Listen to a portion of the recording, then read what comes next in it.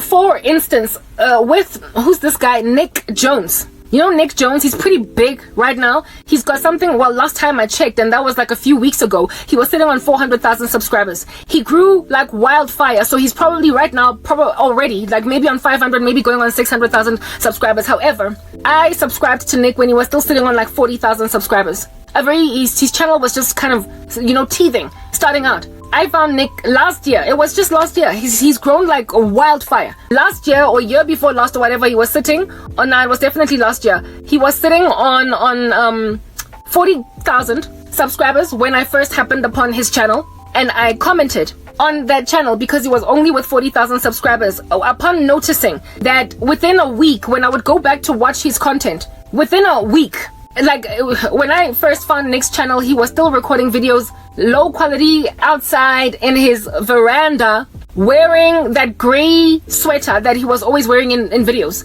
These days, he doesn't wear that sweater over and over every day again as a signature. He's changing clothes, and he's got like a whole studio that is lit and everything because he could afford to do that, because he got that big that quickly, right? I was still following Nick when he was doing short little videos of that nature that were kind of grainy or not high quality, no studio lighting, and that gray sweater that he was always wearing. That's when I found Nick's channel, and he was chilling on, like I said, 30 to 40,000 subscribers. And within like 2 or 3 weeks of consistently watching his content, I started to notice that, whoa, dude, like in just 2 weeks, you're on 60,000 subscribers already so quickly. Another month would progress. Whoa, dude, you're almost at 100,000. When I noticed that, I commented, and I was like, I noticed that you're growing really quickly, blah, blah, what a fish paste, but whatever you do, don't ever walk away from the true message of the gospel and start like, what is this?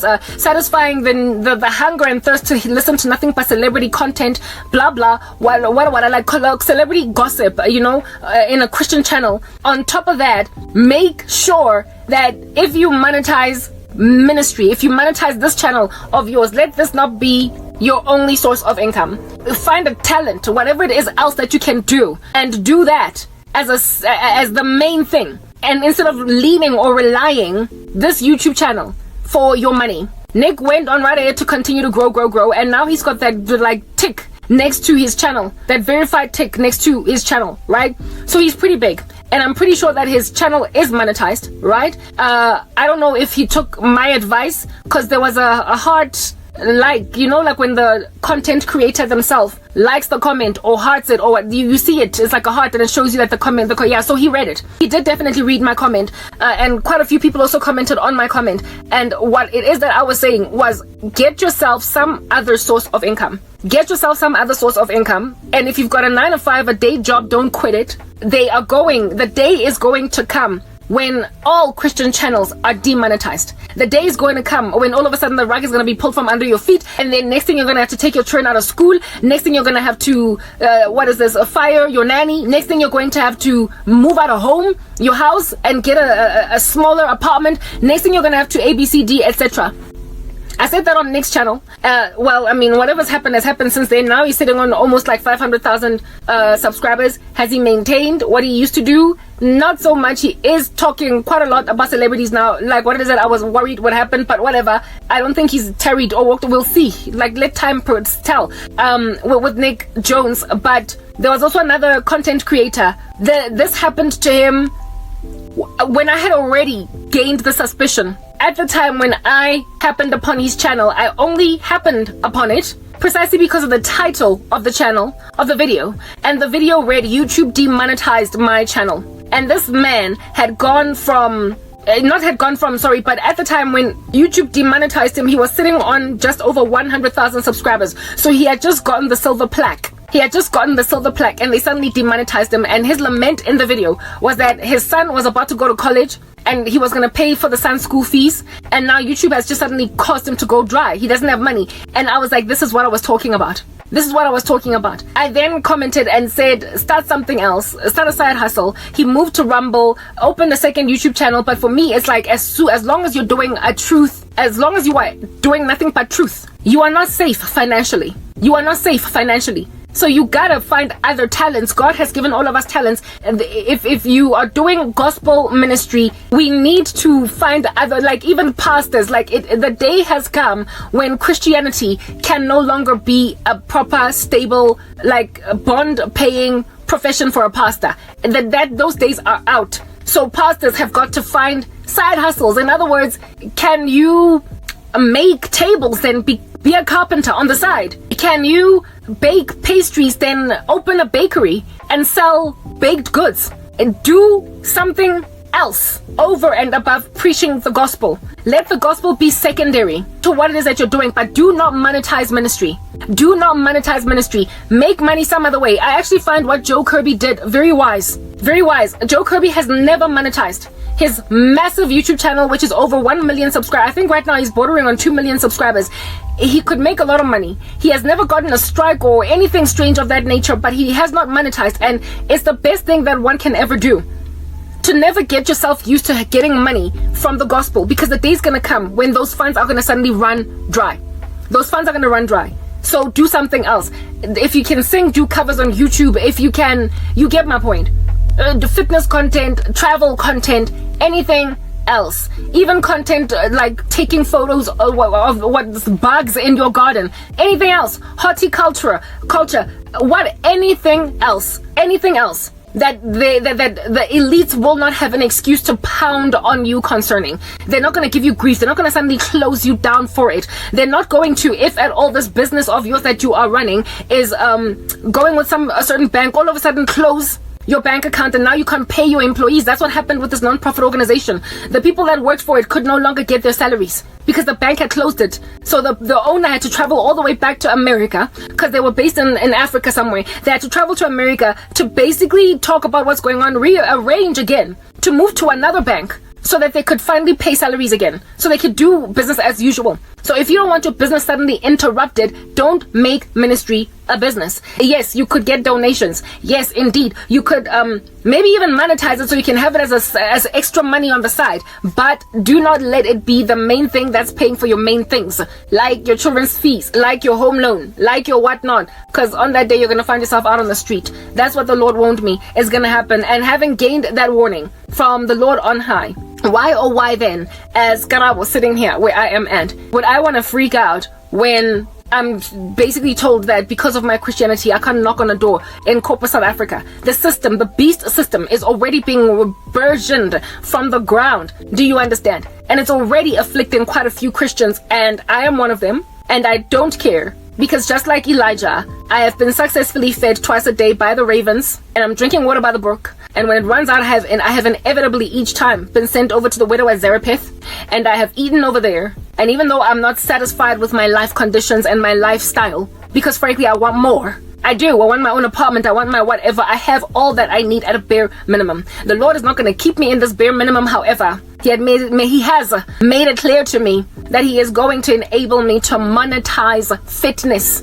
So focus on it. I've therefore been kind of bereft these past 2 weeks where I have been recovering from an illness, where I'm not working out, because the Lord made it clear to me that fitness is going to pay my bills one day. That even though it is flat right now, even though it is stagnant right now, even though it is going nowhere right now, because YouTube has made this dumb decision, given that I am as an individual targeted, they're going to set free all targeted individuals from the hostage situation. I've been held hostage by America, and they're going to set those hostages free. They're going to set them free out of fear of backlash. That's what you must understand.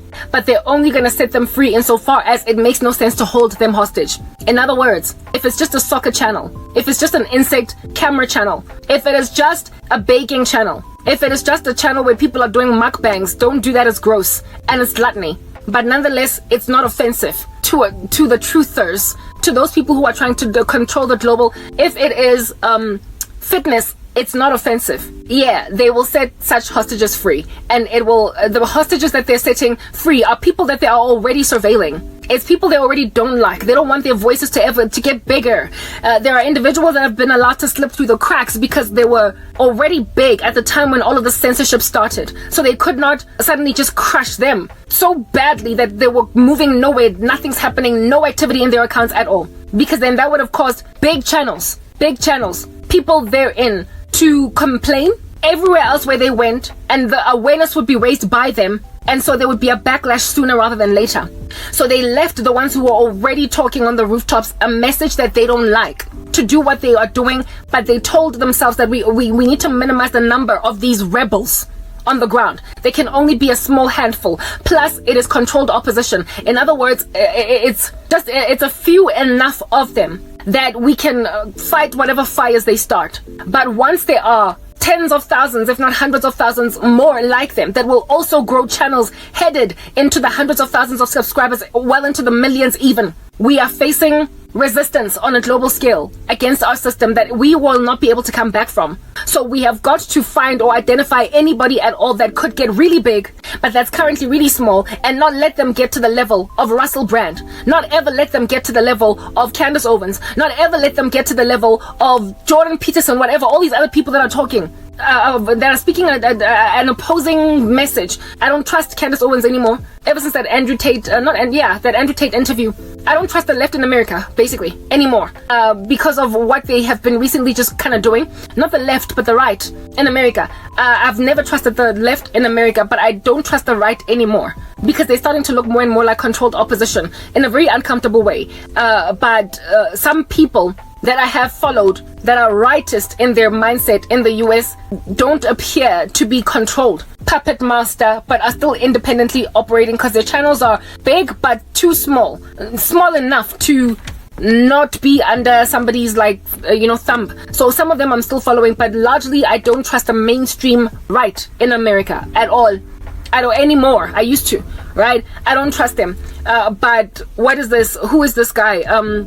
Anywhere else where there are rightist type commentaries across the world, I'm still holding on to those people, however big they are, however gargantuan they become. I'm holding on to them because they are people that were allowed to get to a certain level, and once they had gotten there, nobody could touch them anymore, and so therefore they were left to thrive on social media and not brought down. Their channels were not afflicted, but there was a resounding decision made all over the show that we are not going to allow for there to be another this guy. It's not happening. So anybody that is rearing their heads, threatening to be that thing that is still small, they're squashed before they can get anywhere. And that's what happened with me. I was squashed before I could get anywhere. I was good enough or intimidating enough to appear like somebody that could quickly become something effervescent. And they squelched me. They squelched me. I was growing so fast and so well, and then all of a sudden overnight it went dry. On Facebook the situation is so bad that they first shadow banned me, and after shadow banning me they went back and doubled down again and shadow banned me a second time, and then they shadow banned me yet again a third time. I went from just growing freely on Facebook to I noticed that my growth has slowed down, but I was still getting growth. I noticed that my growth has getting slowed down, but I'm still getting growth, but less than before, to dead. It is so dead quiet on Facebook right now. I have been disincentivized from uploading there at all because I'm literally sitting on zero uptake of my content every video I upload. It happened on my ministry side. It then followed my dance side, my fitness side of my page. And on the fitness side, I still pushed and strove anyway, because I noticed that I was still getting taken up, and then it went dead quiet again, flatline, like as in a flat line, like as in nobody's even looking at my content. I'm just uploading for mahala. And given that on Facebook it's one video at a time, it just got so exhausting to me that I have temporarily just made a decision to stop uploading on Facebook because it's time consuming. So I'm uploading only now on YouTube. So it looks like it basically they got me to finally just upload nowhere but on YouTube. And it is this kind of tactless behavior, this reckless activity of so abusing a person like this unnecessarily, that's already going through a lot, that is going to get backlash. It's going to get them very unpopular. It is unwarranted. It is going to make enough people notice this, and the sentiment that they are sharing across the board is going to be shared more and more. And how gratuitous it is, given that they are blocking fitness content, for crying out loud, from growing. They're going to set free certain of the hostages that they have held. Certain. And the ones that are going to be set free, even though they don't like them in their truth channels, are going to be people whose even knitting channels are also smothered. They are silencing talent, just general talent, insofar as it belongs to a little bit of an activist. And that's the reason for that is because they want to impoverish us. And the reason for the impoverishing is because people just don't listen to poor people, unfortunately. It's just the way the world is. It's classist. And it's been working. But even though it has been working to cause, for instance, me to upload on fewer and fewer platforms, and it has also worked to cause people to underestimate me and think I ain't jack, and think my message don't matter. It has also raised up a counter resistance against that particular shadow banning. And like I said, America is very unpopular right now. It is growing in unpopularity. It is losing its clout. Do you understand? And in losing its clout, it's going to want to rescue it by allowing people like me to fly where it is that they will allow people to fly. Because right now, they're never ever going to get to a point where they're going to let Christians fly. That's over. The day for our flight is gone. That's never going to happen. A truth channel, religious channels essentially, will be surveilled indefinitely. Any truth channel don't monetize. If you have got a ministry, if you are trying to make money off YouTube, find in your body somewhere, scan, use a microscope, a magnifying glass to find any other talent to monetize. Do not use the gospel. And you know what? It's perfect that way, because then you will be genuine in sharing the word of God. You will not be tempted to capitulate to all manner and kinds of temptations to give the people what they want with their itching ears, who will want to gather for themselves, you as a teacher, to teach them what their itching ears want to hear. You might be tempted to scratch itching ears when you get really big. I've seen it happen to a South African YouTuber that's headed for the gold status, not gold, but silver plaque. He's headed for 100,000 subscribers, and he has started to compromise violently already. So that's the problem with monetizing ministry. You will be tempted to make God's house a den full of demons. Make God's house a den full of thieves when it is supposed to be a house of prayer, when it is supposed to be a house of apologetics, when it is supposed to be a house of expository preaching, when it is supposed to be a house of reading the word of God in its pure form, when it is supposed to be a house of commenting on global events as they are aligned to Bible prophecy. But you have made it a house of commenting about celebrity converts to Christianity who aren't even truly born again, because their lifestyles speak volumes. You will be tempted to titivate the taste buds of people when you're paying rent and you don't want YouTube to come at you with a flying kick by demonetizing you or bringing down any content of yours. You are going to compromise. You are going to compromise. So put yourself in rather a space where you cannot be demonetized, because there's no reason for it. Why? Don't you like cheesecake? Why? Don't you like scones? Why? Don't you like puff pastry? Because all I'm doing is baking. Do something that cannot be demonetized and not give YouTube any excuse to demonetize at all, or even deplatform. And for me, that thing is fitness. It's fitness. I also, of course, want to start baking.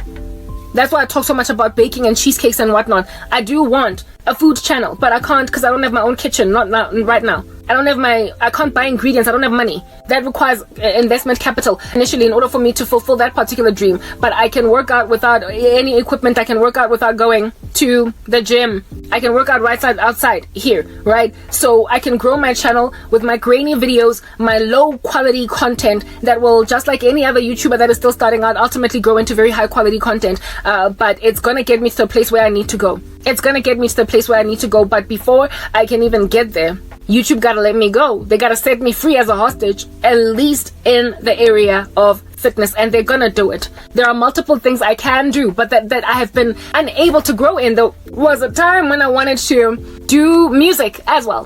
For Jesus, just come up with songs at the top of my head and sing that, or convert secular music into Christian songs. I rewrote a whole bunch of music. I started a YouTube channel called She Sings for Jesus. And the first videos I uploaded there, 0 views. I uploaded even shorts, 0 views. Who in the world gets 0 views on a short? Who guys? So I realized, I'm going to end up feeling like I can't sing at this rate.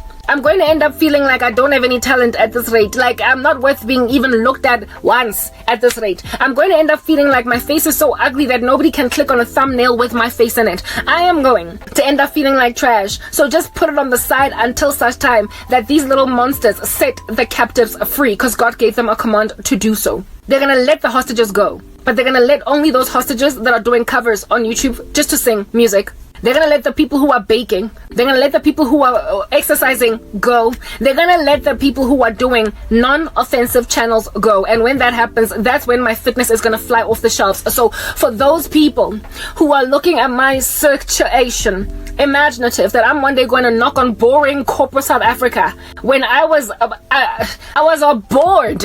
I might have been doing really well in my job, but I did not want to be a project manager forever. I told you, I wanted to move into management consulting, and it was taking forever and a day for me to get there. It's not that I didn't like being a suit, I just didn't like being a suit in that particular profession. I wanted to be more innovative, I wanted to be more creative, I wanted to be more hands-on, and project management named Bora, because it never ever allowed me an opportunity to be a subject matter expertise in anything. I was just the overseer. I was just the person that was putting together all different kinds of subject matter experts in one room and making them do their jobs, and then monitoring that whole process. And I hated it. I hated how removed from the real action I was. I did not like being a project manager. I wanted desperately to be a management consultant, where I would basically study an organization and gather insights and then give them advice as to how to improve their processes. That's what I wanted to do. Never quite got there because they pulled the rug from under my feet real fast. Please go watch my video from yesterday, type establishment thing. So yes, I would have stayed in corporate likely for the rest of my days, or maybe started a consulting agency,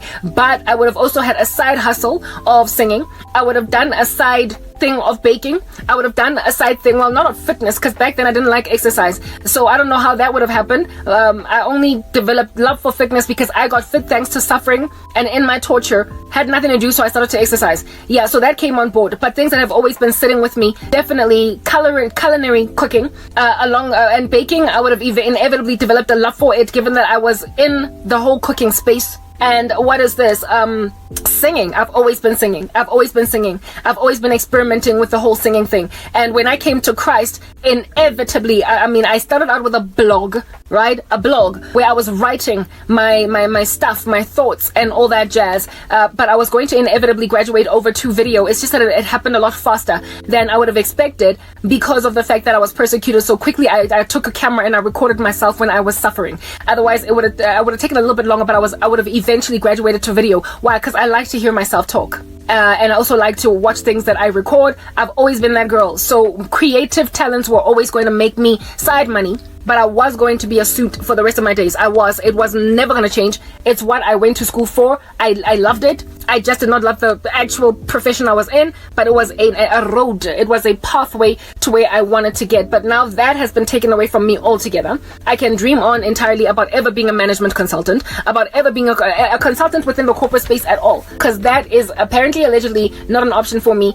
anymore. So now my creative talents are going to be what it is that make me all of my money. So that which was a side hustle is now going to be my main thing. And even a talent that I established because of sitting around for so long, bored and dying slowly inside, ultimately got burgeoned into something that could make me money. That is fitness, and it's going to be the thing that gets me out of here. Something that I would never have even cultivated if at all. I never was thrown into poverty and squalor. I was never ever going to be very heavy into fitness if I wasn't thrown into squalor. So thank you guys for basically training my body how to work out, type establishment thing.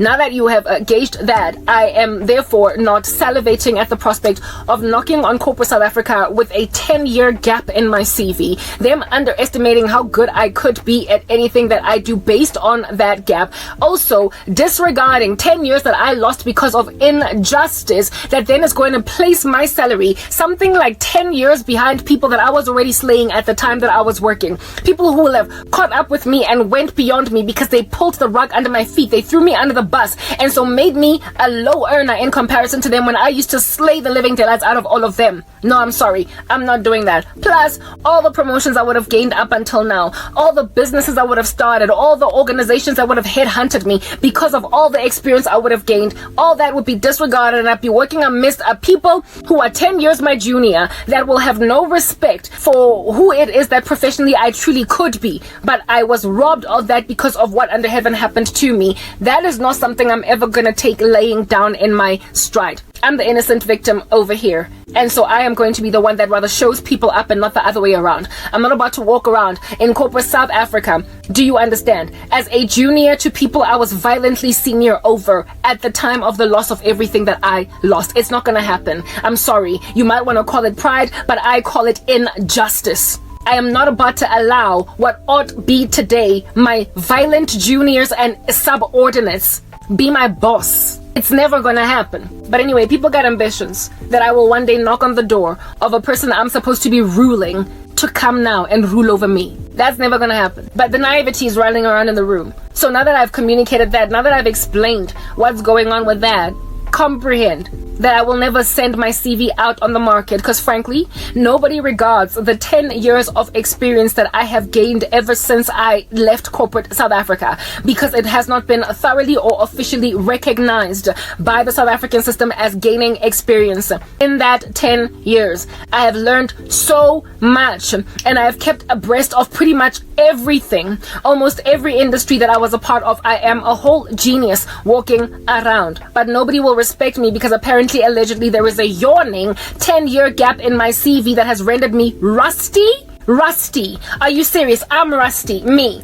I am like plumbing that is squeaking at night as we sleep. For real, I'm rusty. No, you're rusty. You're the rusty one. Sitting where you're sitting over there, thoroughly comprehending me as one that needs to go and grovel and beg at the toes of people I am supposed to be the boss of, but they're not gonna boss me. And that's just the thing about having people be your bosses that you're supposed to be head. When they start to notice all of your skill, when they start to notice all of your talent, when they start to basically gauge your actual expertise and your subject matter, je ne sais quoi, the thing that you will finesse them with all up in that ecosystem, they then start to treat you like trash.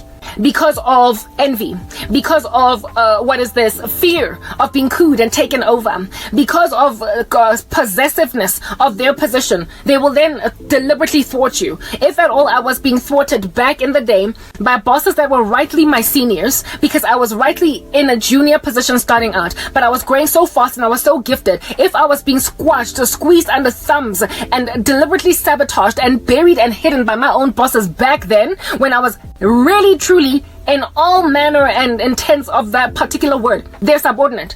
If back then they were intimidated by me, what about now when I'm supposed to be their boss? What now when I've gained all of this experience? What now when I've learned so many other crafts? I will not ever be able to breathe under some insecure boss. South Africa has had a skills drainage of monumental proportions because of the diaspora, yes, but also because of witchcraft that is taking actually skilled professionals out from the job. So all that's left right now are these mediocre Lay Janes and Jones roaming these streets, and they are the ones that are running corporates. So if Karabo were to go back into corporate South Africa, all of these Lay Janes and Jones that have been snoozing on the jobs, batwa ditete, drooling on the job officing mo godima dipampiri tsa bona, they will suddenly wake up and plan a second coup, and I'm not doing it. So frankly, I gotta be independent. I gotta earn money in a way that does not make me lean on the South African rope of Tarzan and so hit a tree. And that's what the law showed me is going to happen. America is going to pay my salary. America is going to pay for my bond. America is going to pay for my car. It is going to pay for my laptop. It is going to pay for my recompense. My restitution is going to come from America. South Africa is not going to pay me. Lona ba stingy ba tlhagileng di karakanji ke a le ka tlhaloganya le ntsa etse mmereko la nkutla le toile labelang South Africa spat me out even though I'm one of your citizens, and who it is that is going to pay my debt that was accumulated because I wasn't able to pay my debts anymore. Beleng tatla ko no CCM ba ba bitsang di baritse credit bureau lang pe go credit bureau. That's what's good. Yeah, e tlo patalwa debt ya teng ke dollars ke a le ka tlhaloganya. America. I'm going to be employed by the US of A. South Africa through YouTube. It's going to happen. I'm going to make money online. South Africa is not going to pay off. It's not going to recompense me. It's not going to give me justice. It's not going to do anything better. You've been judged as a country. You spat me out, but thank God you spat me out at a time when the world had been globalized and online platforms made it feasible for people who have been unjustly treated by their countries to earn a living somewhere else. People who have just been spat out of corporate South Africa, making them vagrants in their own land, unable to roam freely in these streets without being looked at like they stank. By bana ba sa tsebeng next granta proetsa tseng ka Auntie Karabo. Yeah, no.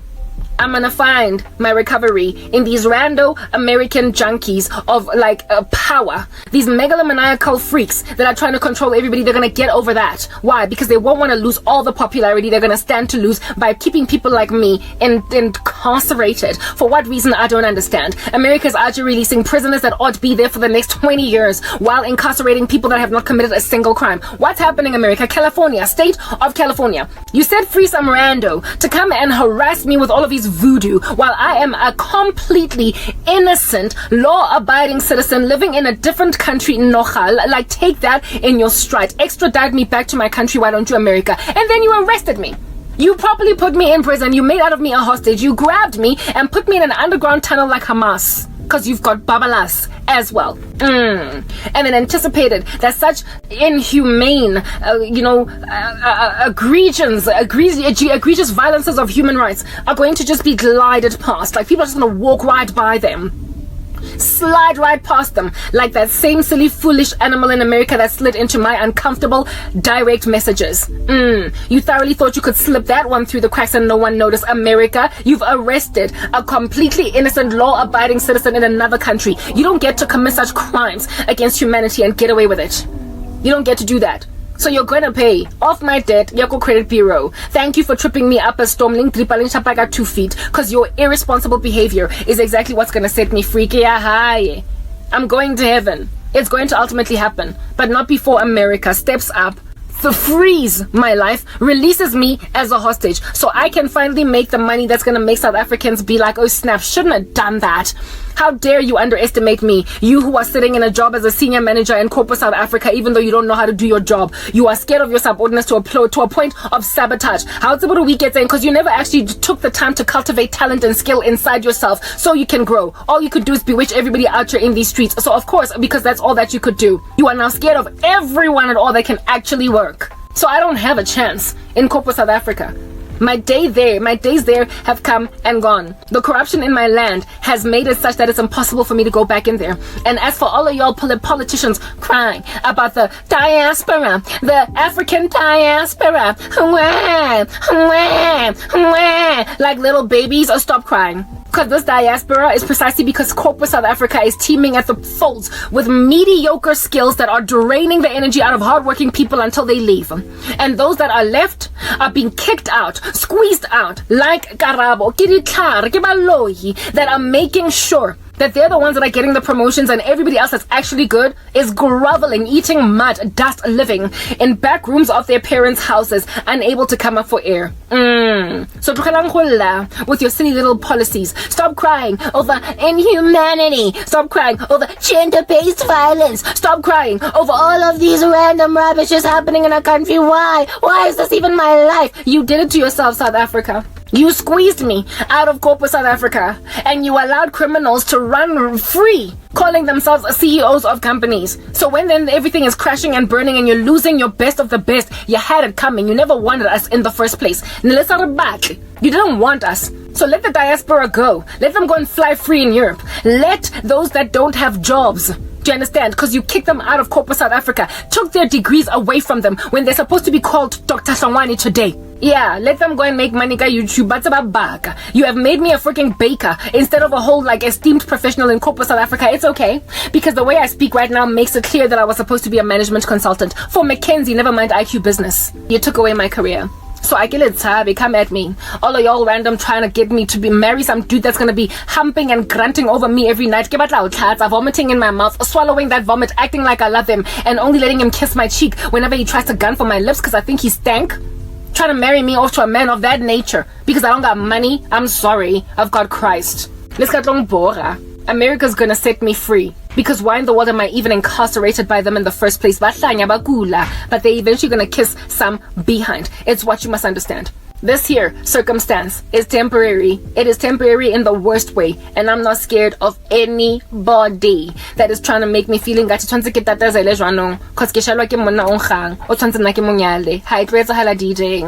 not happening. It's not happening. I am signing out in Christ's name. My name is Crankake Karabo. I get happy mocha. I'm waiting on the Lord. The beast system is nigh. I am not going to be scanning groceries at a Pick and Pay. I am not going to be working as a sweeper in some mall. I am not going to also be working as a project manager, at least in some corporate, when I'm supposed to be running the whole project management operations team. By now, I am not going to do any such thing. I'm just going to go and make a beastly salary of all the stuff that I'm doing, minus ministry. And on that day, South Africa, you're going to realize that God threw you into a debased mind. He let you do what you want to do.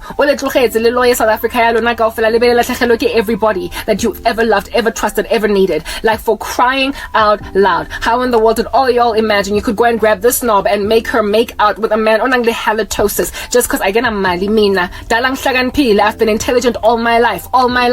You understand? I was always supposed to be the one with the biggest and baddest career. I was always supposed to be successful. I was always supposed to be the person that always finds a solution to everything. And then you block all of my prospects and try to make it look like I went crazy overnight one day. Block all of my prospects and try to make it look like I was irresponsible all of a sudden one day. Block all of my prospects and make it look as if though it is entirely feasible for a person this intelligent, this well-spoken, this put together, this researched, to just struggle to get a job, hit brick walls, because apparently life happens. No, I'm sorry. Life doesn't happen like that, but guess what happens, Boloyi, on your roof? That happens. In South Africa, some of y'all can't even speak the things I speak on a rooftop, and yet earning like hundreds of thousands of rands per month, for crying out loud. And Karabo is like struggling to make it live 500 rand.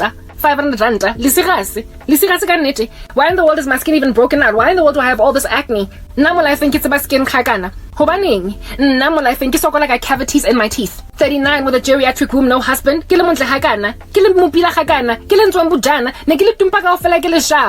am I the only one not married? Yeah, cause la lawyer. And already and that's just a sad, disquieting thing as well. It's precisely because of how much that you're trying to regress me then to basically get that is like laying on my body every single night with me not even moving, not even saying ooh or ah, nothing at all, just so he can finish up. At least take it in. That girl Karabo. What's love got to do? What's love got to do with it, baby? Just respect me and I will buy you a house even though you don't like me. You think I stank? Every pregnancy you endure, you're freaking out that your babies are gonna come out looking like It the Clown or Beetlejuice. I'm sorry, no, we're not doing it. You are naive to think that Umfazi that is this resolved with such a strong mind, whose cognition is as thick as I am. Because you thought when all of your married guys that you could at least stomach, you could at least take them. Because grandchild nearly second choice or third choice. At the end of the day, you did not cringe at the prospect of laying with him and at night. Beetlejuice. Have you seen the show Beetlejuice? Dude be out there trying to marry Gina Davis. Gangane. I do give making out of you a robot. And sort of something at the back of your body. Like a ballerina. All you can say is I will marry you. Like flacker men, for crying out loud. Did